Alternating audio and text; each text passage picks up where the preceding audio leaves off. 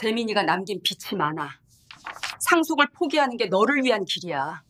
지금 서류에 싸인만 하면 돼. 어머님, 아니 차영란 씨. 법으로 키우신 아들이 법으로 죽었습니다. 그렇다면 법으로 끝내자고요. 오늘도 시어머니와 며느리 간의 언쟁이 치열합니다. 구독과 좋아요 잊지 마시고 오늘의 사연 시작합니다. 세상에는 두 종류의 거짓말이 있다. 들키는 거짓말과 진실로 포장되는 거짓말. 차영란 전직 법원장.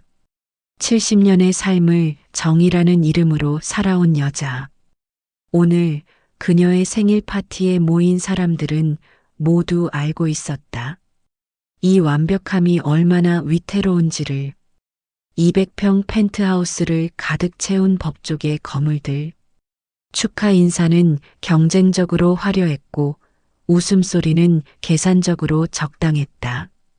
그 중심에 차영란이 있었다. 진주 목걸이처럼 완벽하게 정렬된 미소를 지은 채로 샹들리에 불빛 아래에서 그녀는 마치 여왕처럼 보였다. 아니, 그녀는 실제로 여왕이었다. 30년간 대한민국 법조계를 지배해온 보이지 않는 권력의 정점. 하지만 며느리 오서진의 눈에 비친 시어머니는 달랐다. 30년 증권가에서 숫자 뒤에 숨은 진실을 읽어온 그녀에게 차영란의 완벽함은 하나의 경고 신호였다. 너무 완벽한 것은 언제나 위험하다.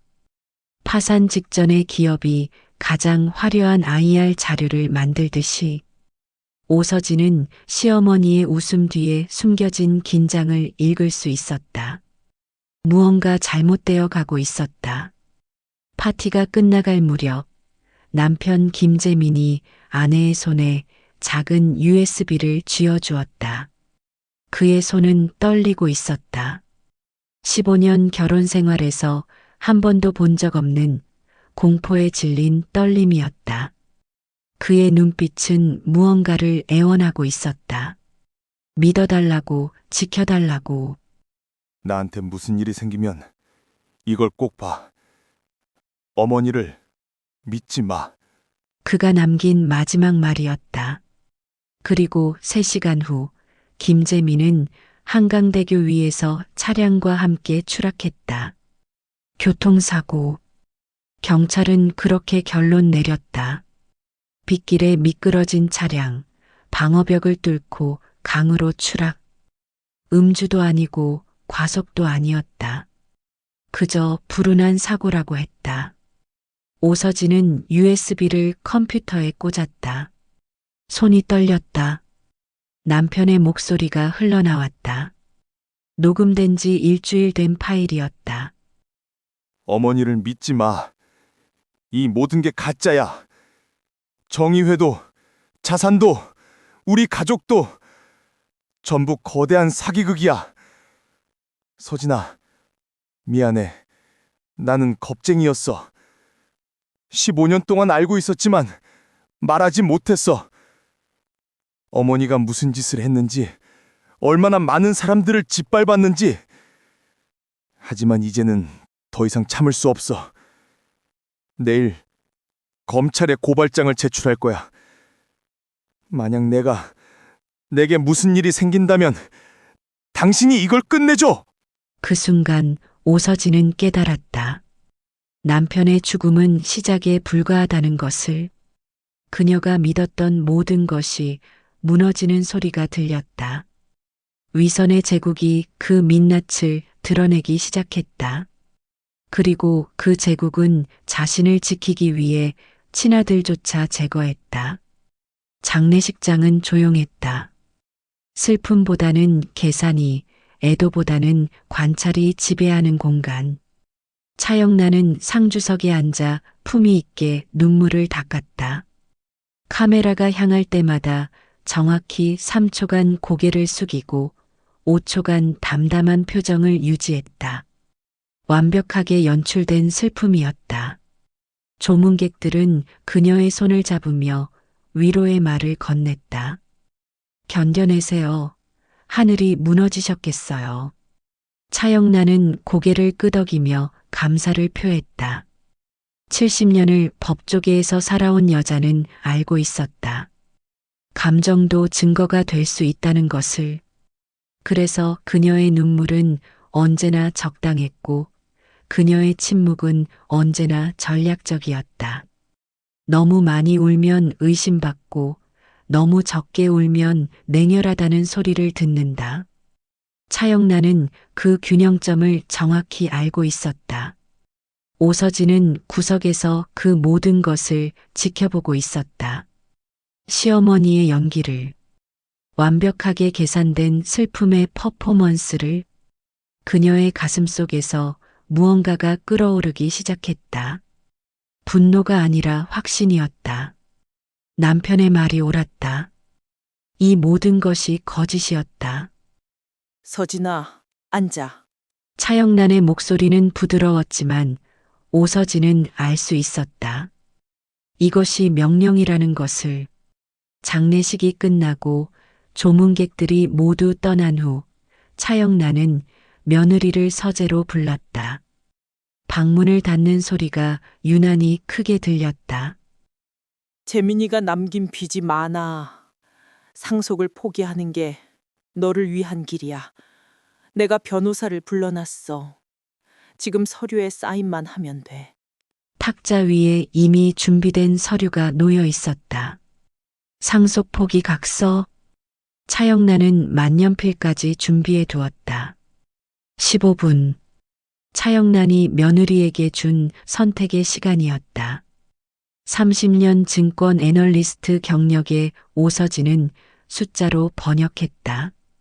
15분은 고민할 시간이 아니라 저항을 포기하라는 최후 통첩이었다. 변호사는 이미 대기 중이고 서류는 이미 작성되어 있고 결론은 이미 정해져 있었다. 하지만 오서진은 쉽게 무너지는 여자가 아니었다. 30년간 증권가에서 살아남았다. IMF도 견뎠고 금융위기도 이겨냈다. 숫자 뒤에 숨은 진실을 읽는 것이 그녀의 전문이었다. 그리고 지금 차영란의 조급함 뒤에 숨은 진실이 보이기 시작했다. 생각해볼 시간을 주세요. 오서진이 말했다. 차영란의 눈빛이 차갑게 식었다. 생각할 시간? 재민이 빚이 얼마인지 알아? 500억이야. 네가 평생 일해도 갚을 수 없는 돈이야. 500억. 그 숫자가 오서진의 머릿속에서 경보를 울렸다. 남편은 연봉 1억도 안 되는 중견기업 임원이었다. 어떻게 500억의 빚을 질 수 있단 말인가. 그날 밤 오서진은 남편의 서재를 뒤졌다. 15년 동안 한 번도 들어가 본 적 없는 시어머니의 서고 암호를 찾았다. 남편의 수첩에 메모되어 있었다. 0704 차영란의 생일. 서고 문이 열렸다. 냄새가 났다. 오래된 종이와 비밀의 냄새. 서류들이 쏟아졌다. 김재민 명의의 차명 계좌. 수십 개의 페이퍼 컴퍼니. 500억 원의 부동산 투자. 그리고 3개월 전 모든 것이 증발한 기록. 오서진의 손이 떨렸다. 분노가 아니라 확신 때문이었다. 이것은 사고가 아니었다. 차영란은 아들의 명의를 도용해 불법 투자를 했고 그 돈이 사라지자 아들에게 책임을 떠넘기려 했다. 그리고 아들이 저항하자 더 깊이 파고들었다. 정의회 회원 명단, 판사, 검사, 변호사, 국회의원, 대한민국 법조계의 최상층부가 망라되어 있었다. 그들의 비자금 계좌, 뇌물수수 내역, 판결거래 기록. 남편은 10년 동안 이 모든 것을 수집했다. 증거를 모았다.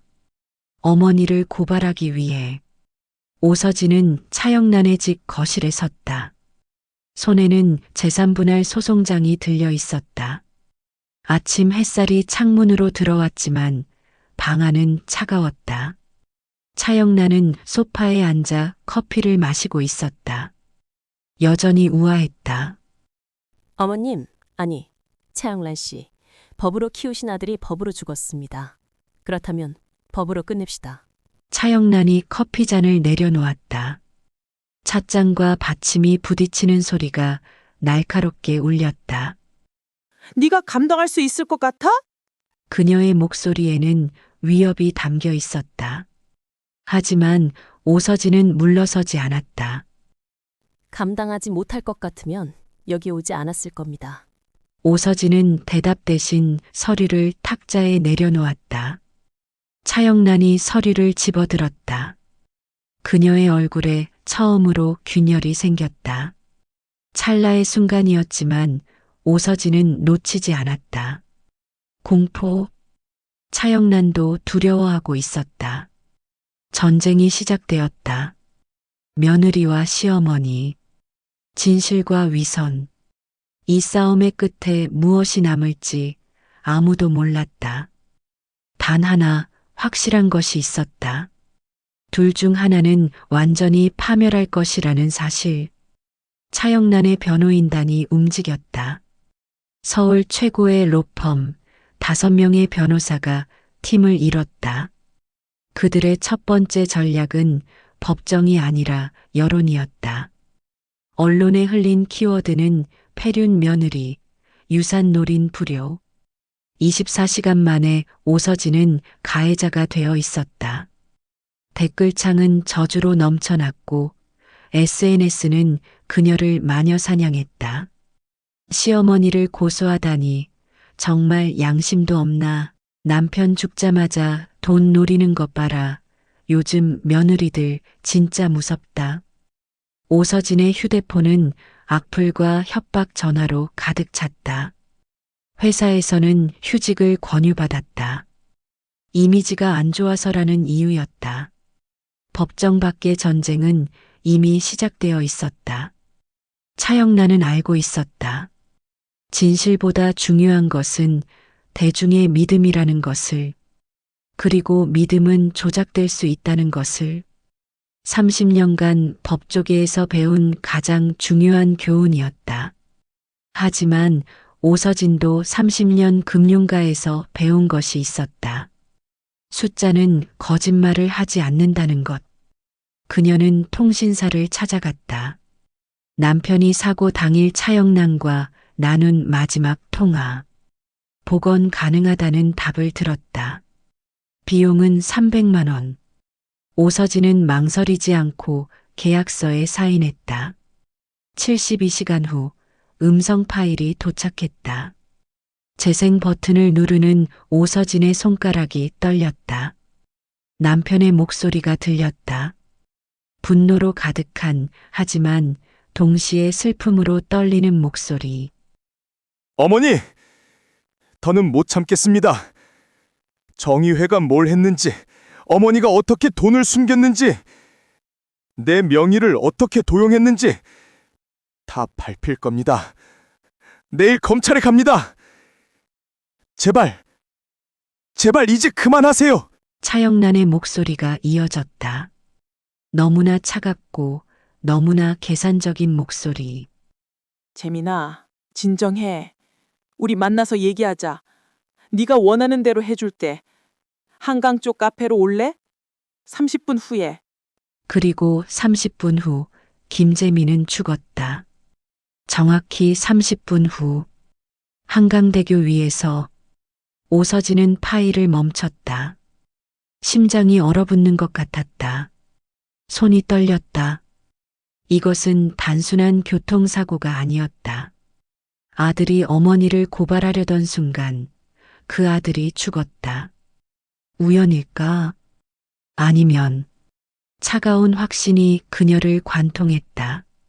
살인. 이것은 살인이었다. 법정은 증거를 요구한다. 하지만 진실은 이미 말하고 있었다. 위선의 제국은 자신을 지키기 위해 무엇이든 할 수 있다는 것을. 심지어 친아들까지도. 오서진은 파일을 복사했다. 세 군데에 백업했다. 이것은 단순한 증거가 아니었다. 이것은 무기였다. 8번째 공판. 방청석이 술렁였다. 낯선 남자가 증인석에 섰다. 이서준. 40대 중반, 날카로운 눈빛의 남자. 정장은 단정했지만 그의 분위기는 야생적이었다. 살아남기 위해 싸워온 사람의 기운이 느껴졌다. 그가 입을 열었다. 저는 차영란 법원장 재직 시절 은폐된 비자금 사건의 유일한 생존 증인입니다. 법정이 얼어붙었다. 차영란의 얼굴이 창백해졌다. 30년 동안 완벽하게 묻어두었던 과거가 법정에 소환되는 순간이었다. 방청석에서 웅성거림이 일었다. 기자들이 펜을 들었다. 이서준은 준비되어 있었다. 20년 전 차영란이 법원장으로 재직하던 시절 정의회 초기 멤버들이 조성한 비자금 200억. 그 돈의 흐름을 추적한 서류를 제출했다. 은행 거래 내역, 페이퍼 컴퍼니 등기부등본, 해외 계좌 이체 기록. 모든 것이 완벽하게 문서화되어 있었다. 이 돈은 지금도 어딘가에 숨겨져 있습니다. 그리고 저는 그 돈에 대한 권리가 있습니다. 왜냐하면 제 아버지가 그 비자금 조성을 도왔고 그 때문에 죽었기 때문입니다. 그의 목소리가 떨렸다. 20년 묵은 분노가 폭발하는 순간이었다. 공판이 끝난 후 이서준이 오서진에게 접근했다. 주차장, 사람들의 시선이 닿지 않는 곳. 그늘진 기둥 뒤. 그가 봉투를 건넸다. 오서진 씨, 우리는 같은 편이 되어야 합니다. 봉투 안에는 김재민이 생전에 작성한 또 다른 문서가 들어 있었다. 정의회의 조직도, 자금 흐름, 그리고 차영란이 20년간 저질러온 범죄의 타임라인. 당신 남편은 차영란을 무너뜨리려 했어요. 그리고 저도 마찬가지입니다. 혼자서는 불가능합니다. 하지만 함께라면 우리는 이길 수 있어요. 이서준의 눈빛이 어두웠다. 복수? 그것이 그의 언어였다. 그는 20년을 기다렸다. 아버지의 죽음을 갚을 기회를. 오서진은 봉투를 받아들였다. 적에 적은 친구일까? 아니면 또 다른 적일까? 진실을 향한 길은 점점 더 복잡해지고 있었다. 하지만 한 가지는 분명했다. 차영란의 제국에 균열이 생기기 시작했다는 것. 그리고 그 균열은 점점 커지고 있었다. 정의회. 법복을 벗은 판사들, 가운을 벗은 변호사들이 모이는 비밀 모임. 30년간 대한민국 사법부의 그림자 권력. 매달 마지막 금요일, 서울 강남의 한 고급 한정식집 지하 VIP룸에서 그들은 모였다. 차영란은 그들의 정점에 서 있었다. 아니, 서 있었어야 했다. 하지만 오늘 분위기가 달랐다. 이서준의 폭로 이후 멤버들의 눈빛이 흔들리기 시작했다. 의심이 충성을 잠식하고 있었다. 누군가가 입을 열었다. 영란 선배, 이거 어떻게 할 겁니까? 20년 전 일이 터지면 우리 모두 위험합니다. 차영란이 와인 잔을 들었다. 손은 떨리지 않았다. 걱정 마세요. 이서준은 증거가 없어요. 20년 전 서류는 이미 다 처리했습니다. 하지만 그녀의 목소리에는 확신이 없었다. 회의실에 침묵이 흘렀다. 오서진과 이서준은 밤새 서류를 분석했다. 24시간 편의점 스터디룸. 형광등 불빛 아래에서 두 사람은 15년치 재판 기록, 수십 건의 부동산 거래, 차명 계좌들을 추적했다. 패턴이 보이기 시작했다. 정의회는 단순한 친목 모임이 아니었다. 증거 조작, 판결 거래, 자산 세탁을 전문으로 하는 범죄 조직이었다. 여기요. 이서준이 한 서류를 가리켰다. 3년 전 대형 건설 비리 사건. 무죄 판결. 담당 판사는 정의회 멤버 김영호였고 그 2개월 후 강남에 30억짜리 빌딩을 매입했다. 우연이라고 하기엔 너무나 정확한 인과관계였다. 오서진이 계산기를 두드렸다. 김형업 판사의 신고서득으로는 절대 살 수 없는 가격이에요. 차액이 최소 25억. 이건 뇌물이에요. 더 파고들었다. 패턴은 계속되었다. 무죄 판결 후 이내지 3개월 내에 고액 부동산 구매.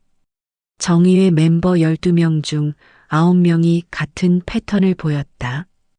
11번째 공판. 증인석에 정의회 멤버 중 한 명인 전직 판사 박철민이 섰다. 차영란의 최측근. 30년 직위. 그가 선서를 했다. 양심에 따라 사실대로 증언할 것을 맹세합니다. 방청석이 숨을 죽였다. 차영란의 눈빛이 날카로워졌다. 그녀는 박철민을 똑바로 응시했다. 경고였다. 박철민이 입을 열기 직전 그의 손이 떨렸다.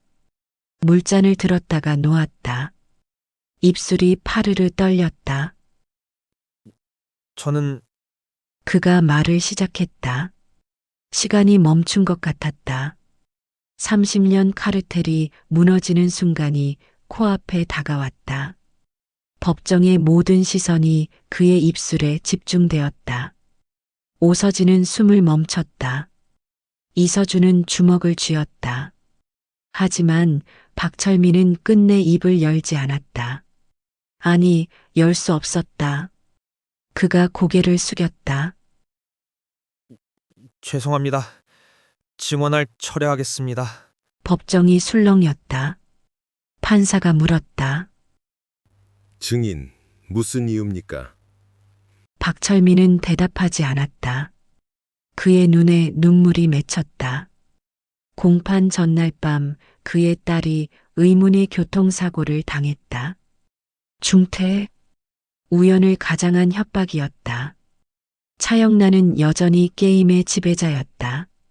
그녀는 알고 있었다.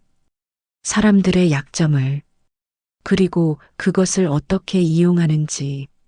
법정에서 차영란이 미소 지었다. 승리의 미소였다. 억울한 며느리를 돕고 싶지만 증거가 없네요. 법은 증거로 말하는 겁니다. 감정이나 추측이 아니라요. 완벽한 위선이었다. 법을 가장 잘 아는 자가 법을 가장 교묘하게 악용하고 있었다. 오서진은 주먹을 쥐었다. 손톱이 손바닥에 파고들었지만 아프지 않았다. 분노가 고통을 삼켰다. 그날 밤 오서진은 남편의 유품을 다시 뒤졌다. 뭔가 놓친 것이 있다는 직감. 남편은 10년 동안 증거를 모았다. 그렇다면 반드시 결정적인 무언가를 남겼을 것이다.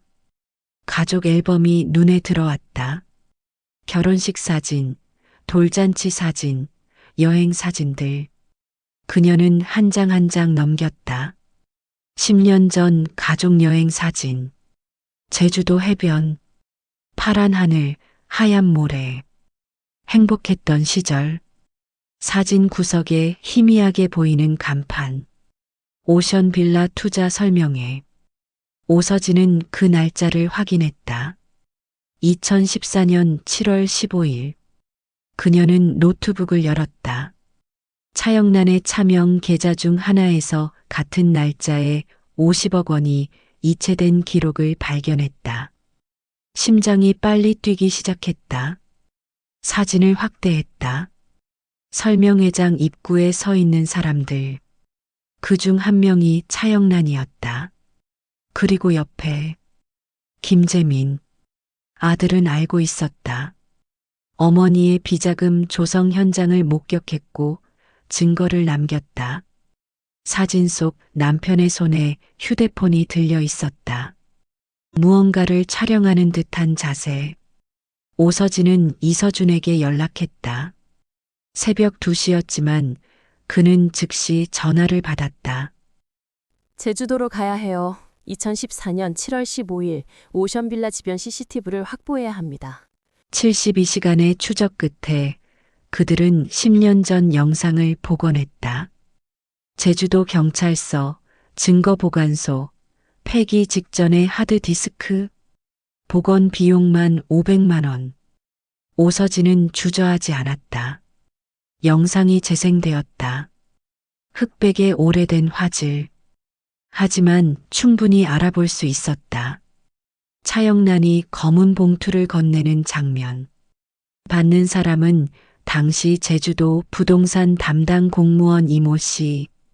그리고 그 장면을 멀리서 휴대폰으로 촬영하고 있는 김재민의 모습.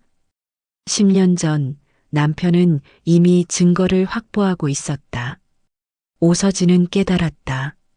남편은 10년 동안 증거를 모았다. 어머니의 범죄를, 정의회의 실체를 하나하나 기록하고 촬영하고 저장했다. 그리고 마침내 폭로하려던 순간 죽음을 맞이했다. 10년의 준비가 하루아침에 무너진 것이다. 이제는 내 차례예요. 오서진의 목소리는 떨리지 않았다. 슬픔은 분노가 되었고 분노는 확신이 되었다. 마지막 전쟁을 준비할 시간이었다. 남편이 시작한 일을 그녀가 끝낼 것이다. 15번째 공판. 6개월간의 법정 투쟁이 오늘 끝난다. 방청석은 10,000원이었다. 언론, 법조인, 시민들 모두가 이 드라마의 결말을 보기 위해 모였다. 카메라 셔터 소리가 법정을 가득 채웠다. 차영란이 증인석에 섰다. 70세의 노인은 여전히 우아했다. 흰머리는 품위 있게 정돈되어 있었고 검은색 정장은 권위를 상징했다. 진주 목걸이가 형광등 불빛에 반짝였다. 그녀가 입을 열었다. 제 아들 재민이를 잃은 슬픔을 이 며느리가 이해할 수 있을까요? 차영란의 목소리가 떨렸다. 눈가에 눈물이 맺혔다. 완벽한 연기였다. 저는 평생을 법을 지키며 살았습니다. 제 아들도 그렇게 키웠습니다. 정직하게, 떳떳하게 살려고 가르쳤습니다. 그런데 지금 그 며느리가 저를 범죄자로 몰고 있습니다. 제가 무슨 죄를 지었습니까? 아들을 사랑한 죄밖에 없습니다. 방청석에서 한숨 소리가 들렸다. 동정론. 차영란이 노리던 것이었다. 노모를 괴롭히는 악한 며느리. 프레임이 작동하기 시작했다. 누군가가 불쌍하다고 중얼거렸다. 하지만 오서진은 침착했다. 그녀는 판사에게 요청했다. 증인에게 마지막 질문을 허락해 주십시오. 판사가 고개를 끄덕였다. 오서진이 차영란을 바라봤다. 두 여자의 시선이 공중에서 부딪혔다. 어머님, 아니, 차영란 씨. 마지막 기회를 드리겠습니다. 김재민이 왜 죽었는지 정말 모르십니까? 지금이라도 진실을 말씀하시면 법정은 참작할 것입니다. 자백은 가명 사유가 됩니다. 법정이 조용해졌다. 차영란이 오서진을 응시했다. 그 눈빛에는 경멸이 담겨 있었다. 그리고 자신감. 여전히 그녀는 이길 수 있다고 믿고 있었다. 나는 아무것도 모릅니다. 그리고 당신이 무슨 증거를 가졌든 법은 당신 편이 아닐 겁니다. 법은 진실의 편도 아니에요. 법은 증거의 편이죠. 오서진이 고개를 끄덕였다. 예상했던 대답이었다. 그렇군요. 당신의 위선이 바로 유일한 증거입니다. 아니, 유일한 증거가 아니네요. 그녀가 노트북을 열었다. 프로젝터가 켜졌다. 재생하겠습니다. 스크린에 영상이 떠올랐다. 10년 전 제주도 CCTV. 차영란이 뇌물을 건네는 장면. 김재민이 촬영하는 장면. 그리고 사고 당일 한강대교 근처 CCTV.